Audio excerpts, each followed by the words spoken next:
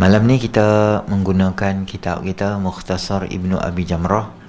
Masuk kita ke hadis yang ke-25. Kita letakkan pada malam ni untuk 25, 26 dan 27. Harap-harap saya berjaya capai KPI saya malam ni. Takut dia beletiak jadi tak tercapai pula. Okey, hadis yang pertama. An Jabir bin Abdullah radhiyallahu anhu wa Nabi Sa'id al-Khudri radhiyallahu anhu sallaya fi safinati qa'imaini wa qala al-Hasan tusalli qa'iman ma lam tashuqqu ala ashabika taduru ma'aha wa illa faqa'ida. Daripada Sayyidina Jabir bin Abdullah radhiyallahu anhu dan Abu Sa'id radhiyallahu anhuma meriwayatkan bahawa keduanya sembahyang di dalam sampan dalam keadaan berdiri. Dan kata Al-Hasan, yakni Al-Hasan Al-Basri, engkau sembahyang berdiri selama tiada engkau menyusah akan sahabat engkau.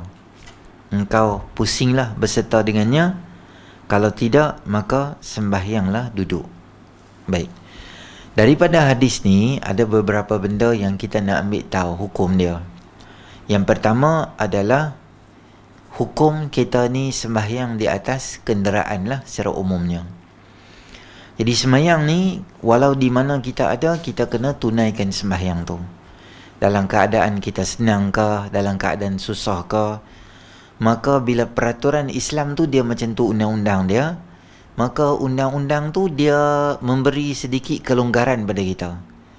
Disebabkan kita ni mesti sembahyang juga dalam semua keadaan, maka sesetengah keadaan dimudahkan untuk kita, sesetengah keadaan kalau bahasa kita ada diskaun yang Allah Subhanahu Wa Taala bagi atau rukhsah dalam bahasa dia. Jadi sampan ni boleh kita bahagikan kepada dua lah. Satu, kapal yang besar. Kalau kapal itu besar, dia biasanya tak jadi masalah. Disebabkan apa? Kapal yang besar ni, kalau dia parking di tengah-tengah dengan sauh dia bila jatuh macam tu, ombak yang main pun dia tak berapa nak bergerak. Dia bergerak sikit, tetapi lebih besar kapal tu, lebih stabil lah kapal itu. Saya sendiri tuan-tuan daripada Mesir ke haji, saya pergi haji dulu, naik kapal laut. Kami 3 hari atas kapal. Makanan-makanan semua bawa siap-siap. Di atas tu perangat sambai, masak sambai tu, sampai tu sejukkan sambai tu, bungkus sambai tu semua siap-siap. Kemudian masak nasi, sejukkan nasi tu, buah dalam foil untuk 3 hari. Pagi punya bekalan seorang, petang punya foil, malam punya foil. Bungkus. Ada AJK makanan, AJK apa semua ni, bawa ni atas kapal. Sepanjang atas kapal tu, ada ayam goreng, ada sambai, ada nasi. Itulah hidup dia. Jadi masa tu bujang, tak kisah apa. Kapal tu pun besar, kita boleh duduk di atas kapal tu. Macam kita tengok kapal besar-besar tu lah. Jadi kapal-kapal biasa ni kalau kita tengok kiblat dia di mana, kita boleh sembahyang, tak jadi masalah. Kebiasaannya isu-isu yang timbul ini adalah kalau kita sembahyang di atas sampan yang kecil. Jadi sampan ni dia memberi kesan bila ombak datang dengan dia. Bila ombak main dia boleh jadi pusing. Jadi kita nak sembahyang di atas tu, boleh tak kita sembahyang? Bukan boleh. Maknanya mesti sembahyang di atas kapal tu. Jadi bila kita nak sembahyang di atas kapal, contohnya macam kita ni pancing ikan. Bot kita ni lah sewa murah-murahnya macam bot Batu Feringgi, bot Pulau Pangkok macam tu duduk jalan tengah-tengah tu, mai waktu sembahyang. Maka macam mana kita nak buat? Yang pertama saya nak abang, kita boleh ambil uduk dengan ayat laut. Kerana ayat laut tu termasuk dalam ayat-ayat mutlak. Sama ada kalau hang mampu, sampan tu pendek, boleh tunduk ambil macam masjid Kapitan Keling punya tempat ambil uduk. Duduk macam mana tu kan, duduk cangkung tu, ambil sembahyang tu, boleh tak? Boleh lah. Tak berani lah Ustaz, tak takut masuk dalam baby shark kedudu makan saya. Jadi kalau macam tu hang buat apa? Ambil ayak daripada laut tu, bawa naik di atas. Bekas ke, sampan ke, botol mineral ke apa-apa, tahan dalam tu, ambil, boleh ambil sembahyang pakai ayat laut. Kerana ayat laut tu ayat mutlak, dia tak jadi masalah. Melainkan masa hang nak ambil ayam tu, betul-betul hang nampak satu ikan yang dah lama dah, perut dia terborai apa semua, kawasan ayam tu kotor. Baik pi, hampir kali belah sini pula. Ambil ayak, okey, ayak tu tak bau apa pun, boleh ambil. Dia ayak yang laut ni dia tak akan menajiskan apa-apa sebab jumlah ayak tu terlalu besar. Walaupun ada bangkai gajah, bangkai dinosaur ada 13 ekor, T-Rex mati. Sampai dulu tak habis-habis bela. Tapi ayak tu kawasan yang betul-betul T-Rex mati dengan gajah 800 ekor mati tu hanya ambil lah. Jauh sikit pada tu boleh ambil semayang. Okey, sekarang bila kita nak semayang, Allahu Akbar, takbir. Kena tengok kiblat dulu. Kena tengok kiblat. Macam saya abang tuan-tuan, kita di Pulau Pinang, di Malaysia secara umumnya, kiblat kita di mana? Arah matahari jatuh. Arah matahari jatuh, di situlah kiblat kita. Jadi maksudnya, tuan-tuan duduk di Matampau, di mana matahari terbit? Di belakang ni. Di mana matahari jatuh? Belakang ni. Arah matahari jatuh, di sinilah. Konsep ni tuan-tuan boleh guna di Semenanjung sahaja. Pi Brunei, pi Sabah Sarawak semua jangan gunalah, takut dia nak lari dah kan. Kita ada app, kita boleh tengok app. Kalau tengok kompas dan sebagainya, tengoklah. In case tak ada semua benda ni, saya habaq berdikari macam mana? Tengok ke arah sampan, arah matahari jatuh. Matahari pun tak nampak. Sebab apa? Mendung, nak hujan.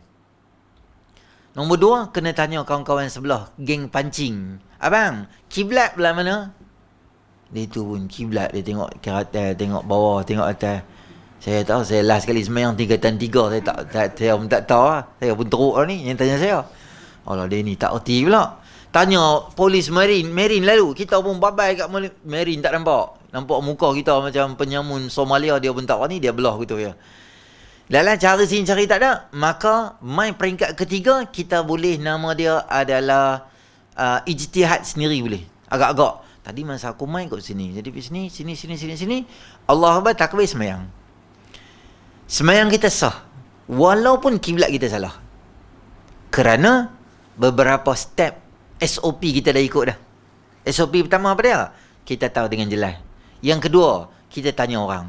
Yang ketiga, orang pun tak tahu, tak ada dah benda apa pun tak tahu, polis pun tak ada, nak pergi balik sampan balik sana pun jadi susah. Kita boleh ijtihad sendiri. Katalah member kita 2 orang, member kita hang merepek hang ni. Tu apa? Rumah api. Mana letak lah rumah api? Tak lah, betul kita main ni tadi kita corner tang ni, kuasa sini lah kiblat dia. Dia ni pula kata tak. Dia ni kiblat kat sini. Masing-masing satu kapal 2 ijtihad. Dia ni talau ke sini, dia ni talau sini. Dua-dua semayang sah. Kerana dia main peringkat ijtihad, tak ada orang kita nak tanya, kita boleh semayang dan semayang kita tak payah qada balik. Melainkan kita nampak app kita tu, memang kita nampak lah. Kiblat dia kat sini. Tu kan. Tak payah ikut kiblat ni semua. Tuhan Maha Pengasih, Maha Penyayang. Kita semayang kat mana? Kat mana-mana apa ada Tuhan, dia buat begitu.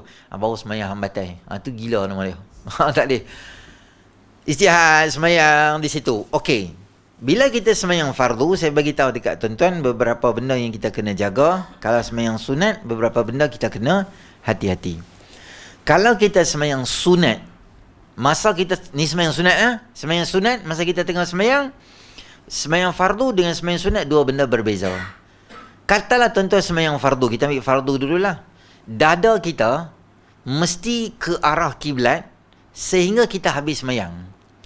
Kita tak boleh berpaling dada ke arah selain daripada kiblat sepanjang kita tu sembahyang.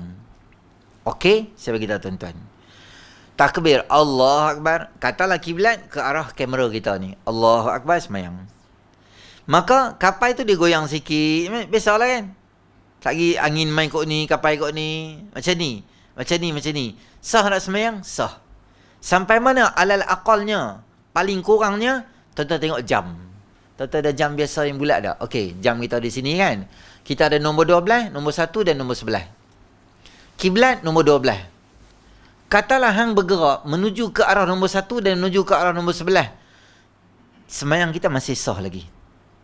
Kiblat kita jalan sikit, ada sini sikit, boleh.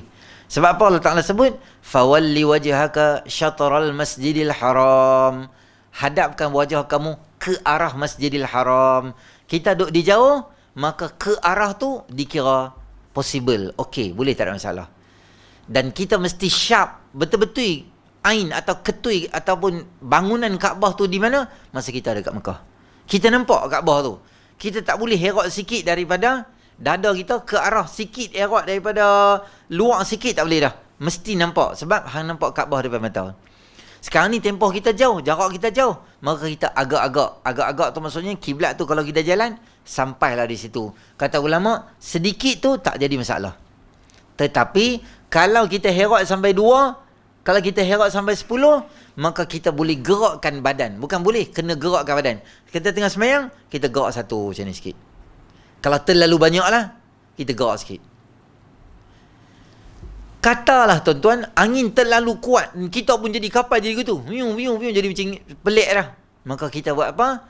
Ketika itu kata Imam Hasan Al-Basri, duduklah hang, jangan berdiri dah time tu. Syarat kedua semayang ni mesti dalam keadaan berdiri. Tapi syarat kedua dalam keadaan berdiri tu pun kita tak boleh. Setelah kita kehilangan syarat pertama apa dia? Menghadap kiblat kerana angin terlalu kuat, maka kita boleh duduk. Kalau kita duduk, angin kuat, kita tak stabil, kita duduk, tapi dada ke arah kiblat, semayang kita masih sah. Tapi syarat mesti berdiri dulu. Berdiri sekadar kita maksimum tak boleh tahan dah, okey kita duduk.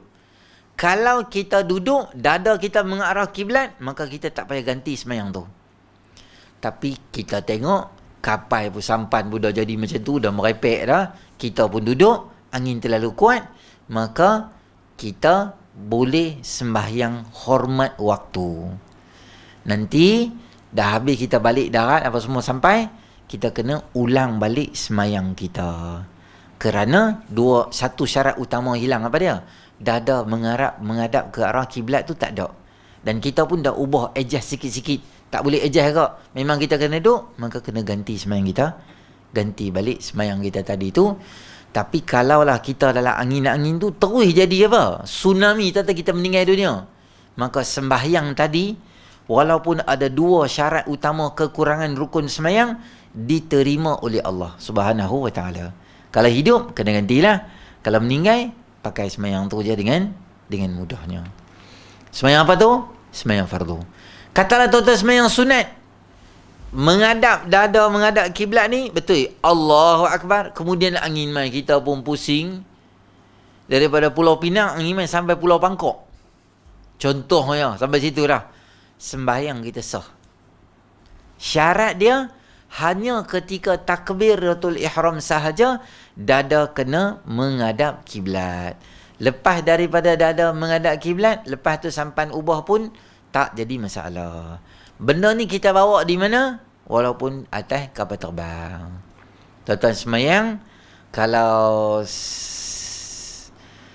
mas pun ada juga semayang kat belakang. Kalau kapal terbang Saudi ni memang ada lah satu tempat. Saya pernah naik Saudi, saya pernah naik Emirates, naik pergi Mekah dulu, Saudi pergi Mekah. Saya balik Mesir, naik Sia, Singapore Airlines. Saya pernah naik MAS, balik Mesir sekali tu, naik MAS. Kebanyakannya ada tempat semayang lah. Kalau tuan-tuan pergi habak kat kakak pramugari tu, kak saya nak semayang, abang saya kiblat kat mana? Sekali dia habak ke sini, boleh semayang. Tapi belakang tu tak ramai dah boleh semayang. Gila-gila lah. Ada orang dia pergi 2 orang semayang di situ, semayang subuh kan. 2 orang semayang patah balik, 2 orang semayang patah balik. Boleh tak? Boleh juga. Tapi tak boleh bangun sebab alam tu dia sebab kapal terbang dia masuk dalam awan, dah jadi macam berangin-rangin ke tu. Jadi pramugari kata, minta maaf adik, tak boleh keluar semayang ni, semua kena duduk di situ, saya pun kena duduk juga. Maka kita boleh semayang dalam keadaan duduk menghadap ke arah kiblat. Katalah kiblat kita di belakang, kita semayang ke depan, kiblat di belakang, maka kita boleh semayang hormat waktu di situ. Kena kali belakang payah juga. Kalau kiblat tu herok sikit ke situ, kita boleh takbir dan herokkan badan kita sikit, boleh lah. Biasanya kalau tuan-tuan naik flight nak pergi Mekah haji, dia akan tunjuk kat mana kiblat kita, dia akan tunjuk situ. Mas ni insya-Allah lah, tuan-tuan boleh tanya staff dia. Mana-mana staff dalam dunia ni tuan-tuan tanya kiblat, depa familiar sangat lah dengan kiblat ni. Tak ada alasan tak semayang. Nak ambil wudu, boleh. Nak ambil wudu, pakai spray saja tu. Dalam tanda boleh spray. Cerita dia nak semayang, tak mau semayang yang tu ya. Nak semayang, dia cari usaha jalan supaya semayang. Kalau tak mau semayang, dia duduk di airport, flight dia 2 jam lagi, dia boleh semayang pun, dia tak akan semayang juga. Sebab dia memang tak ada hati nak semayang. Tapi orang nak semayang tuan-tuan, kita boleh tengok keresahan dia. Dia tak duduk tak senang, tengok waktu tak semayang. Dia main serabut kalau tak semayang. Dia nak semayang, dia jadi tenang. Dan saya yakin tuan-tuan semua macam tu lah. Kita bila tenang, semayang baru kita tenang. Lagi tak semayang tu, kita ada satu benda yang satu kurang. Bata satu. Bukan satu lah, banyak bata kurang. Tak cukup lengkap ni. Semayang baru betul. Jadi, nombor 2, saya nak bak daripada hadis ni juga. Ayak ni, dia boleh mengambil tempat darat juga. Sama-sama juga. Bukti dia apa? Katalah tuan-tuan nak semayang. Kita nak semayang. Jadi kita duduk dalam ayak. Sebab apa duduk dalam ayak? Banjir. Dalam ayak. Tak boleh bergerak di mana. Nak jalan depan takut parit. Kita tak familiar tempat tu. Nak belakang tak boleh. Berdiri di situ. Telefon rela dengan Jepam. Jepam kata, cik tunggu di situ. Cik jangan bergerak. Sebab kami duk main dah ni. Sat kami main dah. Cik jangan bergerak. Sebab situ memang 3 orang dah sebelum ni jatuh. Parit besar ada depan cik tu je.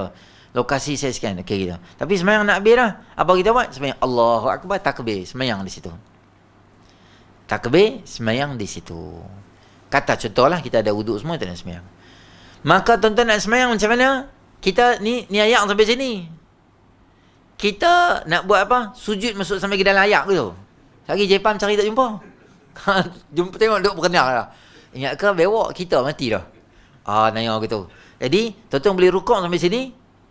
Sami Allahu liman hamidah. Sujud betul-betul dekat dengan ayat tu. Boleh? Sebab dia ambil tempat darat. Tak boleh buat apa sebab ayat dah naik dalam keadaan yang sangat banyak. Contohnya gitulah. Jadi kesimpulan daripada hadis ni juga, jangan tinggal semayang. Walau apa hobi kita. Hobi hang hiking ke, hobi bikers ke, bicycle ke, hobi pancikan ke, apa-apa pun, semayang jangan tinggal. Dan semua keadaan boleh kita semayang. Pergi pantai boleh semayang, pergi mana-mana pun kita boleh. Bukan boleh, mesti sembahyang. Okey. Hadis yang pertama. Hadis yang kedua, 26, sujud atas sembahyang. Sujud orang yang sembahyang di atas tepi kainnya.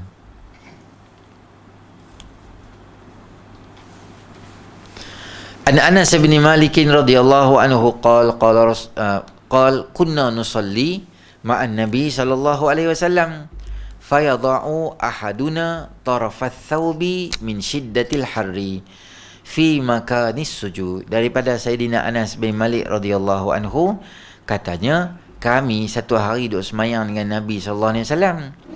Kemudian meletakkan oleh kami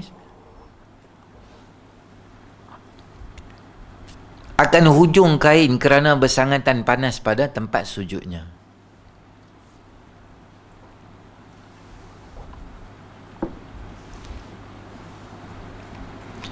Hadis kedua adalah berkaitan dengan sujud.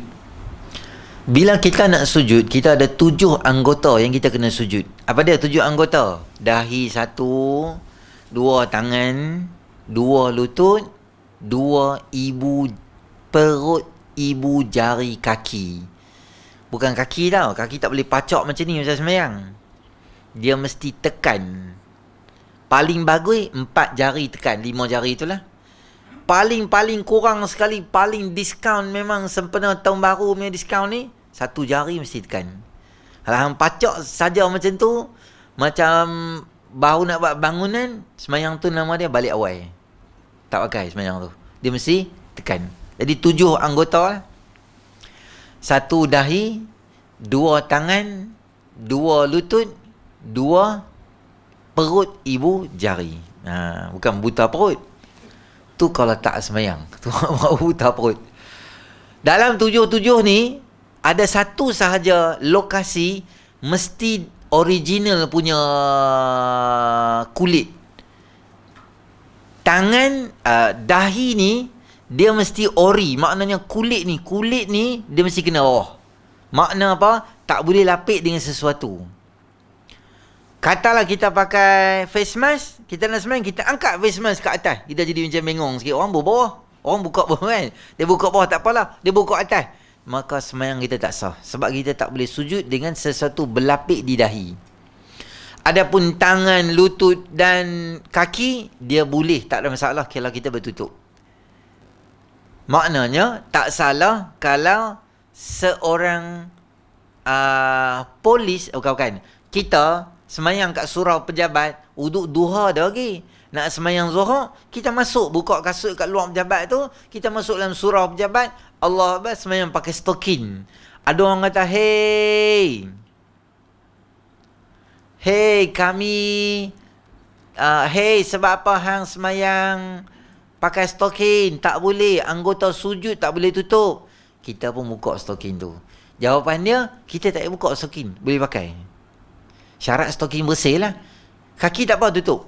Kalau hang kata kaki tak boleh tutup, jadi masalah. Sebab lutut hang kena buka ke? Sebab lutut anggota sujud. Tangan hang buka tak apalah. Kaki buka tak apa. Lutut macam mana kita nak buka? Kalau hang buka lutut, maknanya hang ni telah termasuk dalam kategori orang yang buka aurat. Ni rukun semayang tak sempurna, semayang tak sah. Jadi terjerat kita. Stoking boleh pakai tak? Boleh. Orang perempuan boleh pakai stoking tak semayang? Boleh. Bahkan kalau terdedah kaki, mesti wajib pakai. Kerana kaki terdedah. Kalau kita singgah mana-mana semayang kan, tak bawa telekung Siti Hadijah tu, tak bawa. Jadi nak semayang macam mana? Pakai stoking je boleh semayang, tak apa. Tutup kaki boleh lah. Stoking tak bawa, ustaz, ambil sejadah kat surau tu, balut kaki. Sejadah pun tak cicak banyak, cabut sat tirai. Boleh tak cabut tirai? Boleh. Janji syarat dia, jangan nampak kaki. Boleh? Boh dalam kapek ke, kau pandai ha? Janji kaki tak nampak.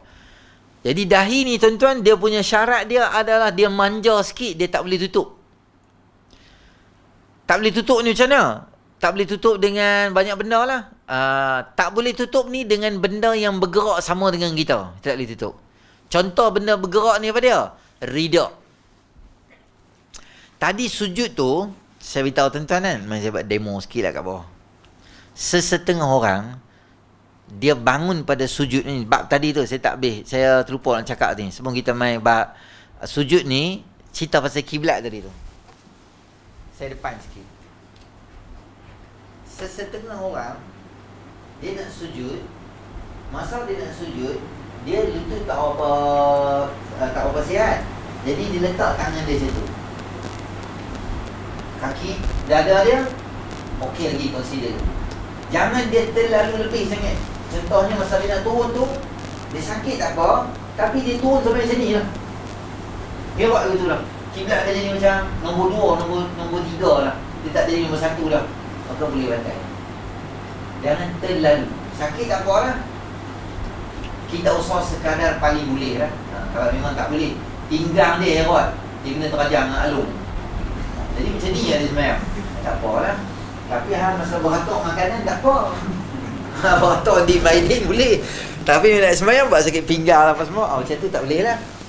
Jadi dada sujud, kita tak boleh sujud dengan benda yang bergerak dengan kita. Benda yang bergerak dengan kita, contohnya rida ni, dia bergerak sama dengan saya.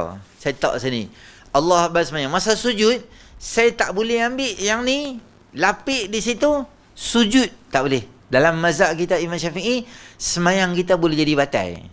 Kerana kita sujud dengan benda yang bergerak dengan kita. Ustaz, kami sujud atas kapet. Kapet tak apa, sebab kapet tak pernah orang bergerak. Masa dia bangun untuk qiyam, tak pernah korek kapet berdiri sekali dengan dia, tak pernah. Kapet dia stay di bawah. Sejadah boleh tak? Sejadah boleh, sebab sejadah dia duduk di bawah. Dia tak bergerak sama orang kita. Yang boleh bila kain kita ni dia panjang. Contohnya kain ni kita pakai di sini, tapi kain ni dia labuh, dia punya bawah ni sampai sini. Bahagian bawah ni sampai sini. Bahagian bawah tu tak bergerak. Kita bergerak, dia tak bergerak. Kita bergerak, dia tak bergerak. Maka di bawah tu boleh sujud. Tapi kalau dia bergerak sesama dengan kita, termasuk face mask, termasuk purdah, termasuk niqab, termasuk tudung labuh untuk orang perempuan, termasuk telekung. Telekung tak boleh kat, sujud atas telekung. Dia bergerak sama orang kita. Masa nak sujud, kita ambil telekung tu. Budak-budak sekolah semayang tu kan, wah gitu, buat macam keluang man gitu, sujud gitu. Kau ada mak pun suka buat gitu kok. Mak tak buat lah kan. Budak-budak dia seronok lah. Budak je 1 je 2 semayang kan. Kai semayang dia labuh. Masa nak sujud tu dia buat macam kuntilanak. Wah, tu macam pontianak tu. Budak-budak tak apalah, tapi kena abang dia. Boleh mana? Tak boleh mana. Jadi sujud ni syarat dia adalah mesti dahi tu dia clear. Ada satu je rambut, helai rambut kita masa semayang terkeluar. Satu tak apalah. Al-qalilu yu'fa. Sedikit itu dimaafkan dalam syarak. Kalau seketui rambut Tok Chang yang ikat tu, semua banyak tu. Macam ekor kuda. Tu tak boleh lah banyak sangat. Sikit tak apalah. Kan?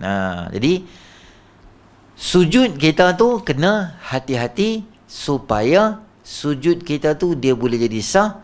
Maka dahi kita tu, kalau rambut kita panjang sikit kan, contoh kan, kita tak mau pakai kopiah, bawa lah satu kopiah satu. Kopiah lembek tak apa, di kereta pergi ada lah kopiah. Leceh lah tuan-tuan. Kan? Buh satu kopiah, buh dalam kereta. Kalau tuan-tuan nak pakai, selalu bagus juga. Saya tak pakai kopiah Ustaz. Kopiah dalam kereta. Nak pergi semayang, ambil lah pakai. Kurang-kurang rambut kita tu dia tak jatuh. Pakai, dapatlah pahala sikit, pahala sunat. Sebab kita pakaian yang diajar oleh baginda Rasulullah sallallahu alaihi wasallam. Jadi sujud tu bagus tak? Sujud tu kena teliti. Sujud juga tuan-tuan tak boleh dekat selain daripada Allah. Sujud ni dekat Allah sahaja. Sujud pada lain tak boleh. Orang India dia ada satu syarat, kalau dia hormat kat orang tu dia sujud. Mak dia, bapak dia atau lelaki-lelaki macam siapa tahu YB ke mai kenui kahwin dia, pengantin tu akan pegang kaki mak dia lah biasanya. Biasanya depa kadang-kadang tu dia sujud terus kat mak dia. Dia rasa macam satu orang yang besar lah hidup dia sujud. Walaupun kita nampak macam bagus lah benda tu, tapi dalam Islam kita ada peraturan tak dibenarkan sujud. Hanya sujud ni dia eksklusif untuk Allah sahaja. Kita pun tak tahu apa sebenarnya berlaku kepada orang yang menikah dengan baru ni kan yang viral tu.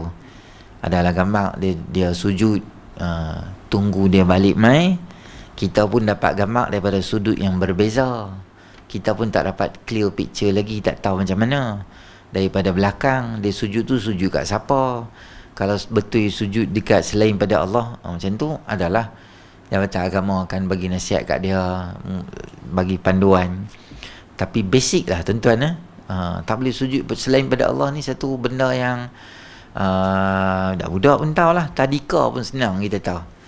Selain daripada Allah kita tak boleh sujud. Bukan kata sujud, minta hormat, ihtiram, ada tanda-tanda kita hormat pun tak dibenarkan dalam syarak. Tambah lagi kita sujud selain daripada Allah Subhanahu Wa Taala. Jadi bab-bab akidah ni kena hati-hati jugalah, kena jaga. Macam depa duk mesej tanya banyaklah. Boleh pakai dak kopiah santa tu. Depa kerja pasar raya. Pasar raya ni suruh semua staff dia pakai. Jadi benda-benda tu sepatutnya kita kena hati-hati sikitlah. Benda-benda yang melibatkan simbol agama pada orang bukan Islam terutamanya, benda-benda melibatkan akidah ni dia tak ada kompromi lah. Senang sahabat kata. Kalau benda lain boleh, tuan-tuan nak muamalat ke apa ke, sembang kawan, belanja, semua tak ada masalah. Yang tak bolehnya adalah dalam bab akidah kita kompromi, kita clear cut di situ. Lakum dinukum waliyadin. Aku agama aku, hang agama hang. Masuk hadis yang ketiga, mencapai saya punya KPI pada malam ni. Anas bin Malik radhiyallahu anhu anna Nabiy sallallahu alaihi wasallam ra'a nukhamatan fil qiblati fahakkaha biyadi wa ru'ya minhu karahiyatun aw ru'ya karahiyatuhu lidzalik wa shiddatuhu alaihi wa qala inna ahadakum idza qama yusalli fa innama yunaji rabbahu aw rabbuhu bainahu wa bainal qiblati fala yabzuqanna fi qiblatihi walakin an yasarihi aw tahta qadamihi thumma akhadha tarafa ridaihi fabazaqa fihi wa radda ba'dahu ala ba'din aw waqala aw yaf'alu hakadha. Daripada Sayyidina Anas bin Malik radhiyallahu anhu katanya, sabda Nabi SAW, bukan, bahawa Nabi SAW telah melihat kahak pada kiblat, lalu ia menyental dengan tangannya, dan dilihat daripadanya tanda kebencian, dan dilihat daripada kebencian itu dengan marahnya. Dan Nabi SAW bersabda, apabila seseorang kamu bangun untuk semayang, maka dia sebenarnya bermunajat pada Allah atau Tuhannya di antaranya dengan kiblat. Maka jangan berludah di antaranya kiblat, kiri ataupun di bawah kakinya, tetapi sebelah kiri atau sebelah kakinya, jangan di hadapan. Kemudian ia mengambil akan tepi kainnya, maka diludahkannya dan dibalik-baliknya setengah ke atas setengahnya. Dan Nabi SAW bersabda, au yafa'alu hakaza, boleh buat demikian ini. Baik, cerita dia, satu hari Nabi SAW melihat kahak atau ludah di dalam masjid. Maka Nabi SAW ambil tangan dan sentai benda tu. Tapi cara Nabi duk bersihkan tu macam Nabi tak suka benda tu. Dan ada sedikit macam muka Nabi tu macam marah orang pergi buat benda macam tu di dalam masjid. Maka kita, bila kita semayang, kata Nabi SAW, sebenarnya kita sedang bermunajat dengan Allah SWT. Sebab tu bila kita orang semayang, kita dilarang lalu di hadapan orang semayang. Kita sebut sebagai sutrah. Sutrah ni apa? Kita letak penghalang atau penghadang, kotak tisu ke, yang ni ke, tiang ke, gelas ke, sesuatu antara kita dengan tempat sejadah kita semayang tu, kita letak di hadapan supaya orang lalu tak ganggu munajat seseorang hamba dengan Allah Subhanahu Wa Taala. Maka termasuk dalam benda-benda yang boleh mengganggu munajat ni adalah berludah. Ludah ni tuan-tuan, Nabi SAW zaman ketika tu, masjid ni adalah pasir, tanah di bawah. Dia bukan kapet macam tu. Maka masa semayang, Nabi kata, jangan ludah di depan. Kerana hampa sedang bermunajat dengan Allah Subhanahu Wa Taala. Bukan bermakna Allah tu ada kat depan. Allah dia tak ada arah, tak ada jihah, tak ada arah, tak ada tempat, tak ada lokasi, tak ada posisi, mesti Allah duduk depan, kiri, kanan. Tak, kita tak boleh cakap macam tu. Kerana Allah ni, akidah kita mawjudun bila makan. Allah ni wujud tanpa dia ada bertempat. Kita tak boleh kata Allah ada di mana-mana. Tak betul cakap gitu. Bila kita cakap itu, orang akan kata boleh. Habis di jamban semua Tuhan ada. Habis di lubang hidung semua Allah ada. Dia jadi jerat cakap gitu. Allah mawjudun bila makan. Allah wujud tanpa bertempat. Dah tu kita dalam hadis Nabi kata kita munajat Allah, Allah ada kat depan. Tak. Kita bermunajat dengan Allah. Bukan bermakna Allah Subhanahu Wa Taala mesti atau ada kat depan ketika tu, tak. Itu adab seorang hamba seolah-olah bermunajat dengan Allah Subhanahu Wa Taala. Kita tak boleh kata Allah ada dekat depan, kerana orang yang memiliki tempat depan belakang ni manusia lah. Dia adalah laisa kamitslihi syai', tidak ada sesuatu dengan Allah Taala. Depan ni kita tak boleh kata juga macam saya dengan tuan-tuan lah. Kalau tuan-tuan tanya saya bagi tahu, tuan-tuan duduk di hadapan saya. Kalau saya pergi duduk tempat tuan-tuan, tuan-tuan bagi tahu, ustaz duduk depan kami. Jadi depan ni siapa-siapa yang betul. Saya duduk depan tuan-tuan ke, tuan-tuan duduk depan saya. Tapi benda tu adalah benda yang amrun i'tibari, boleh iktibar ke depan, boleh ke belakang, boleh. Jadi kita jangan kata Allah tu bertempat. Tu Nabi pergi Isra Mi'raj. Memanglah Nabi pergi ke langit. Bukan bermakna Allah ada di langit ketika berbicara, tak. Kalau kita kata Allah ada kat langit, maknanya Allah ada kat arash, maknanya Allah berhajat dengan arash. Siapa cipta dulu? Allah dulu ke arash dulu? Dan kalau kita kata Allah ada kat langit, apa jawapan kita nak abang ketika Nabi Musa jumpa Allah Subhanahu Wa Taala, dengar Allah Subhanahu Wa Taala di mana? Di Bukit Tursina di Mesir. Jadi boleh kita kata sebenarnya Allah ada kat Mesir, tapi kadang-kadang Allah duduk juga dekat langit, jadi pening kepala kita. Jadi Allah mawjudun bila makan. Tu akidah dia. Jadi jangan ludah di depan. Ludah depan ni kalau boleh ke arah kiblat, mana-mana pun jangan ludah. Nak ludah belah mana? Belah kiri. Atau nak ludah belah mana? Belah bawah. Di mana ni? Di mana-mana bagus. Kalau mana-mana pun kalau kita ludah, pastikan kita ludah belah kiri. Jangan ludah di hadapan. Terutama kalau kita tahu tempat tu adalah berkiblatnya di situ, kita jangan ludah di hadapan. Tapi yang ni tuan-tuan, bila zaman tu lah, zaman pasiak. Tapi kapek kita boleh kita ludah belah kiri? Tak boleh. Hukum dia haram dan dosa kerana mengotorkan masjid. Masjid-masjid mana pun yang ada kapek, kita tak boleh ludah. Termasuk rumah orang. Habis singgah sembahyang rumah orang, kapek dia kita ada ludah 13 kali ludah di kapek dia.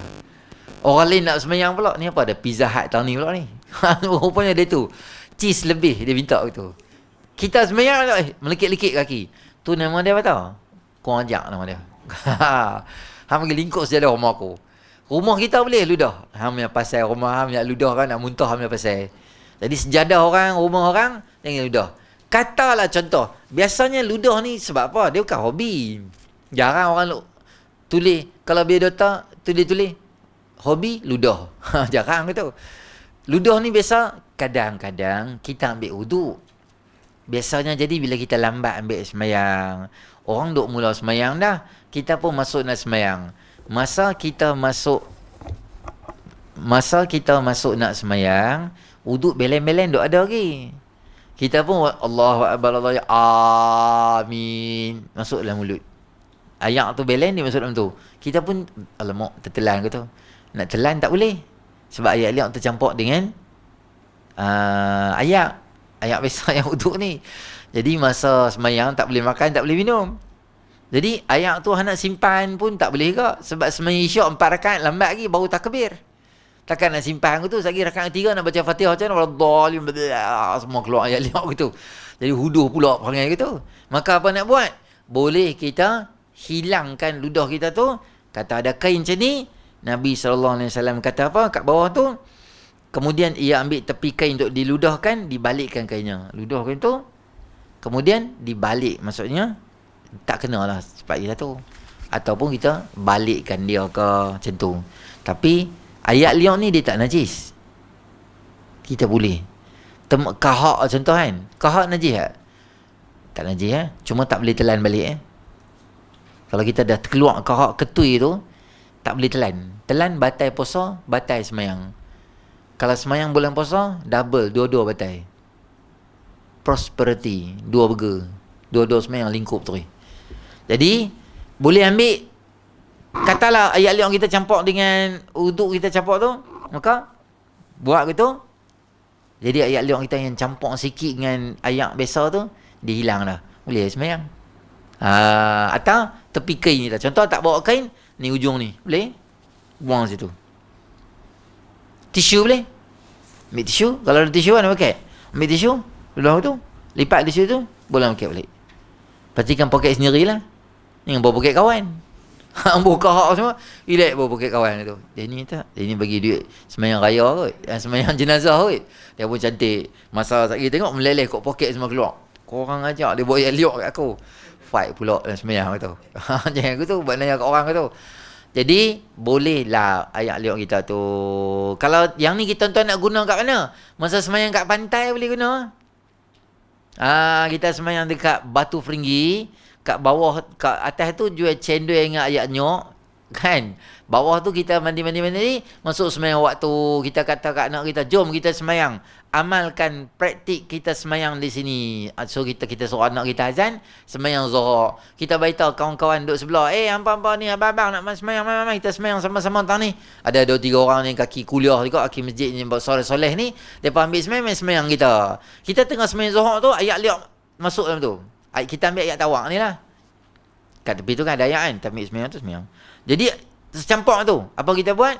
Tengah semayang tu, boleh ludah. Ludah di mana? Yang ludah depan. Ludah di kiri kita. Atau di kaki kita. Kiri ada orang yang ludah aku tu. Tui kena kawan tu.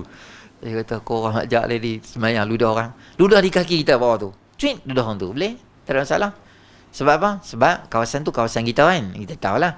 Ayat liok je. Tak apa. Kita masa ni boleh semayang. Tak apa. Tak jadi masalah. Bateri pun nak habis datang ni. Okey. Dia masuk berhenti dah tu. Sebab tu dia tak ada bateri dah. Okey. Nanti kita masuk dalam hadis yang berikutnya. Hadis ke-28. Sunat dikanankan perkara yang baik-baik.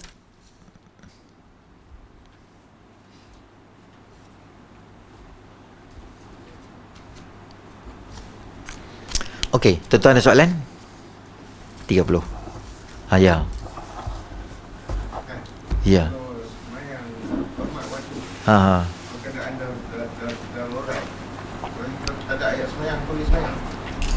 Okey. Sembahyang hormat waktu, kalau kita tak ada ayat sembahyang, boleh tak kita sembahyang? Bagus soalan ni. Sembahyang hormat waktu, kata Imam Nawawi rahimahullah ta'ala, adalah sembahyang yang kita sembahyang apabila mana-mana syarat sah sembahyang tu kita tak cukup dan kita tak ada. Contohnya apa dia? Contohnya adalah pakaian kita tak bersih. Contohnya rukun sembahyang, kita tak boleh sembahyang dalam keadaan yang berdiri, kita tak boleh sembahyang dalam keadaan patutnya kita sembahyang macam tu, tak boleh. Ataupun termasuk juga kalau kita tak boleh ambil wuduk, atau kita dah tak ada wuduk, kita tersangkut dengan jam, tak boleh nak bergerak mana dah, kena sembahyang dalam keadaan duduk, pakaian pun tak bersih, wuduk pun tak boleh nak ambil, kita nak tukar dengan driver, dengan isteri, kita lari pergi sembahyang kat mana ke, tengah duk jam pun tak boleh sebab kita drive seorang, pakaian pun tak bersih, duk ingat balik rumah nak sembahyang. Maka bila ada salah satu benda macam ni, tak bersih ke, tak boleh ambil wuduk ke, tak boleh menghadap kiblat ke, atau tak boleh menjalankan rukun-rukun sembahyang dengan sempurna, maka kita sembahyang, nama dia ihtiraman lil waqti, sembahyang hormat waktu. Sembahyang hormat waktu ni macam mana? Berdiri buat macam ni, hormat waktu kan, tu askar hormat waktu. Sembahyang lah macam mana pun tak apa. Ustaz, saya sembahyang pakai sunat pendek pun tak apa sembahyang Dia tak ada benda nak sembahyang. Sebab apa? Kena rompak duduk tepi jalan tu. Pencuri main rompak, tinggal seluar kecil je, lain semua dia ambil. Kita kata janganlah ambil seluar aku, buka sekarang. Kita pun buka, tinggal seluar kecil je, crocodile. Lagi nak betul sembahyang, nak ambil waktu dah buat macam mana? Dengan crocodile tu lah hang sembahyang. Tapi sembahyang duduk aja, sembahyang berdiri tepi jalan, viral mampu. Hang duduk tepi kereta, ambil daun-daun kau tu, tutup badan sikit, tutup kaki. Yang buat seksi sembahyang tak tahan, aku tak tawal aku tu. Siapa takkan berhenti kan sembahyang pakai crocodile saja aku tu. Jadi kita sembahyang tu lah. Katalah contoh, lepas sembahyang, lori balak main kat saya, dia ingat apa lah? Dia ingat kayu balak, dia pun nak ambil. Dia tengok kita ni, dia main langgak kita, arwah tengah pakai seluar crocodile gitu. Sembahyang kita tadi tu dikira dalam syarak. Maksudnya kata kita meninggal esok, sembahyang zuhur kita last, ya, dikira sembahyang. Sebab nak balik tak boleh. Baik duit dia tu ambil, handset dia tu ambil, tak ada benda apa, nak sembahyang apa tak boleh. Sembahyang macam mana? Kata seluar kecil pun dia mau, dia nak pergi jual kat rawak, contoh lah, tak ada apa nak sembahyang, tutup dengan daun. Daun pun tak ada, cari selut, tempek kat badan. Selut pun tak ada, duduk dalam sungai. Muniatul Musalli ada sebut. Saya bagi contoh tuan-tuan ni, Muniatul Musalli ada sebut. Duduk dalam sungai macam saya abang tadi lah, separuh sungai tu. Jadi sampai ke pusat ke, sampai ke pinggang tu, sembahyang gitu, kat atas gitu, tak payah masuk dalam. Sembahyang macam ni gitu ya. Keluar balik. Maknanya jangan tinggal sembahyang. Walaupun tak ada pakaian macam tu, kena sembahyang juga. Contoh kalau kena rompak lah, tapi orang rompak tak mau ambil seluar kecil benda teruk, siapa tak mau ambil seluar tu. Jadi kalau tak tutup aurat ke, kalau tak menghadap kiblat ke apa dan sebagainya, katalah kita baju semua elok, tapi perompak tu dia ikat kita kat tiang.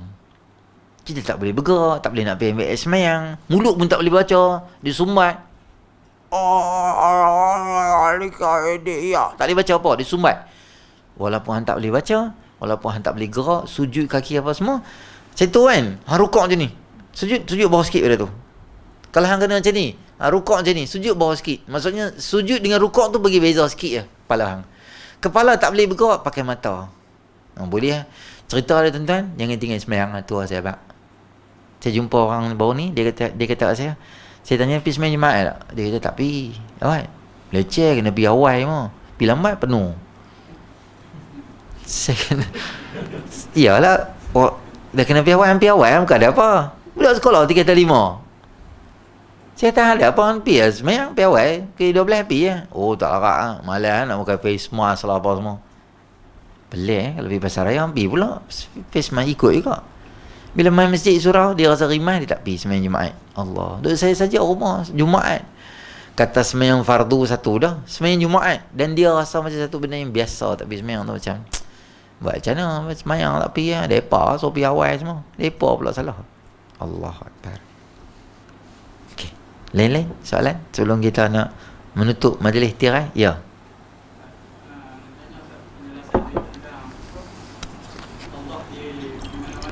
Ha.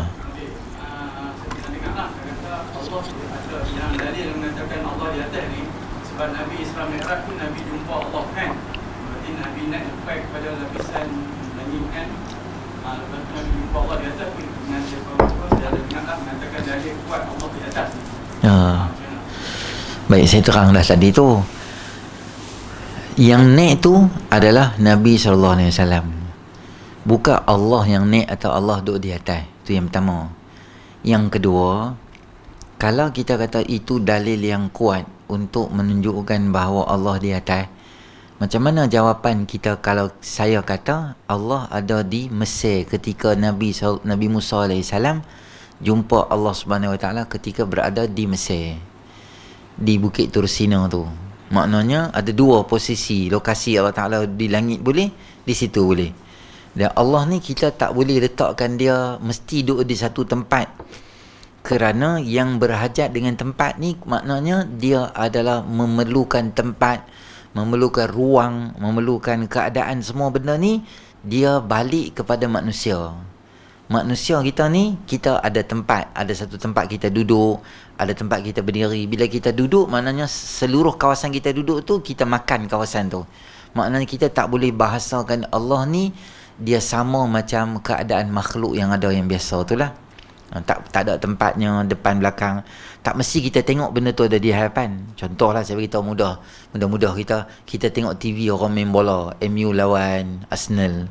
Kita tengok TV, maknanya depa ada kat depan kita ke? Tak, depa ada kat tempat lain. Depa digambarkan di hadapan kita saja. Di akhirat esok kata Nabi SAW, kamu akan lihat Tuhan kamu seperti mana kamu melihat kama tarawnal qamar lailatal badri.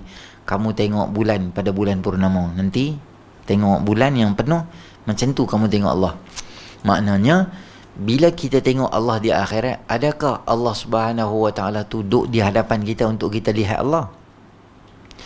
Kata para ahli ulama, Allah Subhanahu Wa Taala boleh buka hijab pada manusia supaya manusia melihat Allah Subhanahu Wa Taala, walaupun Allah tidak ada satu lokasi dan posisi yang khas untuk Allah. Allah boleh bagi kita nampak. Maka kita bila kita kata Allah duduk di atas, Allah duduk di arash atau Allah duduk di langit, maknanya Allah tu dia berhajat pada arash atau berhajat pada langit. Kalaulah sesuatu benda tu dia berhajat dengan benda yang lain, maka itu ciri-ciri makhluk. Maklah gugur sifat ketuhanan tu tak boleh, kerana dia ada hajat dengan orang. Yang berhajat dengan manusia, dengan benda ni kita. Mata kita berhajat dengan orang, kita semualah. Kita berhajat pada ayat, pada semua benda. Allah ni kalau kita mengaji akidah, dia ada sifat istirna. Istirna ni maknanya Tuhan Maha Kaya daripada dia mengharapkan mana-mana makhluk, dia tak payah harap. Jadi kalau Allah duduk di atas, maknanya Allah berhajat dengan langit, Allah berhajat dengan arash. Maknanya sebelum Allah Subhanahu Wa Taala ada, bahasa kita faham, langit ada dulu. Baru Allah ada, Allah boleh duduk atas langit. Sebelum Allah ada, arash ada dulu. Baru Allah duduk atas arash. Maknanya Allah berhajat pada langit, Allah berhajat pada arash. Jadi semua tu agak bertentangan dengan akidah lah. Maknanya Allah jadi berhajat dengan benda pula. Padahal yang mencipta semua benda daripada dunia kosong, semua Allah cipta, itulah Allah Subhanahu Wa Taala. Takkan Allah cipta tapi Allah berhajat dengan dia. Jadi macam orang yang buat berhala lah. Dia ambil berhala, dia buat-buat, kemudian dia jadi mengharap ke benda tu pula. Padahal dia yang buat benda tu. Macam itulah ringkasan akidah kita. Dalam surah Tauba kan ada ayat Allah semayang di atas arash istiwa. Istiwa. Nak faham dengan Perkataan istiwa tu ada lebih kurang 7 atau 8 makna lah. Perkataan istiwa tu, kalau kita mengaji tafsir tu, perkataan istiwa tu dia bukan bermakna Allah tu duduk di atas aras macam mana kita duduk di atas kursi dan sebagainya.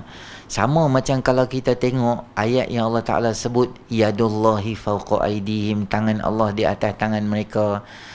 Yanzilu rabbukum ila sama'id dunya, Tuhan akan turun ke langit dunia setiap malam. Allah akan turun, tu pun hujah yang kuat juga tu. Setiap malam Allah akan turun ke langit dunia untuk mendengar semua rintihan hamba-hamba dia. Maknanya kalau hamba dia doa ke Allah, Allah turun. Maknanya sifat turun dan naik ni, kita tak kata Allah yang turun atau Allah yang naik. Kita kata yang turun itu adalah rahmat Allah Subhanahu Wa Taala turun mai ke muka bumi. Jadi setiap hari rahmat Allah tu yang akan turun dan dekat dengan orang yang qiyamul lail dan tahajud di waktu malam. Jadi perbahasan semua sifat-sifat Allah Ta'ala tu, tangan Allah di atas tangan manusia. Lepas tu banyak lagi sifat-sifat yang Allah bahasakan. Allah ni dengan anggota-anggota badan tu bukan terjemahan dia direct macam tu yang kita faham tu. Walaupun ulama-ulama salafus soleh dulu, mereka tak takwil ayat tu, mereka kekal tangan Allah tu sebagai tangan Allah. Sebab apa dulu mereka tak takwil? Kerana orang dulu salafus soleh, mereka budaya ilmu mereka sangat besar dan sangat kuat. Jadi bila tak tafsir dan tak takwil ayat istiwa alal arash ke, atas yadullah ke, atau yanzilu rabbukum, Tuhan turun ke, mereka boleh faham sifat akidah yang betul. Jadi ulama-ulama khalaf biasanya dia terjemahkan sifat-sifat ayat-ayat sifat ayat akidah ni supaya orang-orang yang baca tu dia tak salah faham. Dia tak kata Allah ada telinga, tapi telinga Allah tu tak samalah macam telinga kita. Tak cakap macam tu juga. Allah ada tangan, tapi tangan Allah tak sama dengan tangan kita. Tak. Kerana Allah tidak mendengar dengan telinga. Allah mendengar dengan sifat basar, dengan sifat sama'. Allah Ta'ala melihat dengan apa? Dengan mata. Mata Allah tu dia ada, tapi dia taklah macam mata kita. Tak boleh cakap gitu juga. Kerana Allah tidak melihat dengan ketui mata macam kita ni. Allah melihat dengan sifat basar Allah Ta'ala. Kerana sifat itu jauh lebih hebat dan lebih sempurna daripada mata yang kita ada. Kerana sifat basar macam kita melihat semua sini, tapi Allah boleh lihat jauh daripada tu. Kerana Allah ada sifat basar, Allah ada sifat yang kita katakan apa? Mendengar. Allah ada sifat ilmu. Ilmu Allah tak sama dengan kita. Ilmu kita mesti belajar. Ilmu Allah tak mesti melalui zaman belajar, mesti pergi sekolah, mesti hafal. Tak. Allah Ta'ala dia punya kuasa. Sebab tu bila kita mengaji sifat uluhiyah, sifat ketuhanan ni, kita akan main satu sifat yang kita panggil kamalat, maknanya kesempurnaan. Tidak ada sebarang kekurangan. Jadi bila kita nisbahkan sesuatu yang sama dengan Allah Ta'ala dengan benda yang lain, contohnya kita kata ayat yang masyhur tu adalah laisa kamisli syai'un wa huwa samiul basir.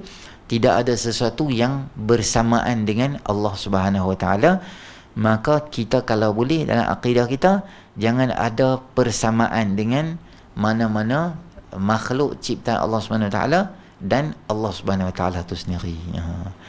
Mungkin kuliah-kuliah akidah kita di sini dia boleh perjelaskan kita dengan lebih lanjut lagi lah berkaitan dengan sifat-sifat uluhiyah ketuhanan dan nama-nama Allah Subhanahu Wa Ta'ala yang kita belajar tu, kita boleh perindang lagi insya-Allah. Okey, lain-lain tuan-tuan. Ya.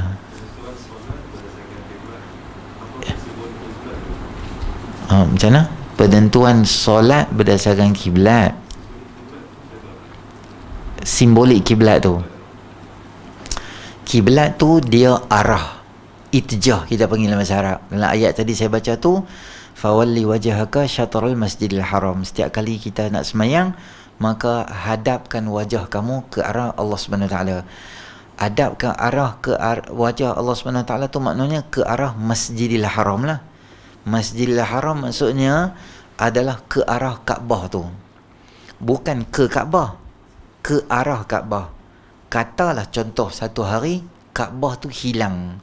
atau Kaabah diculik, diangkat oleh Jepun ke mana-mana orang, dia ambil, maka kita sebagai orang Islam, kita tak akan sembah Kaabah, dan kita akan tengok Kaabah tu tengok kita Kaabah esok dah ada kat negara lain, kita tak akan ubah kiblat kita ke arah lain, kerana kita bukan sembah Kaabah. Kaabah itu adalah simbolik kepada penyatuan umat Islam. Katalah Kaabah tak ada, di situ jugalah, di bumi situ jugalah, di posisi situ jugalah, masjid surau seluruh dunia, takkan ubah kiblat ke tempat lain. Situ arah kita, kerana itu arah penentuan. Sebab tu kalau orang bukan Islam, dia kata hampa pun sembah batu juga, kerana Kaabah adalah batu juga.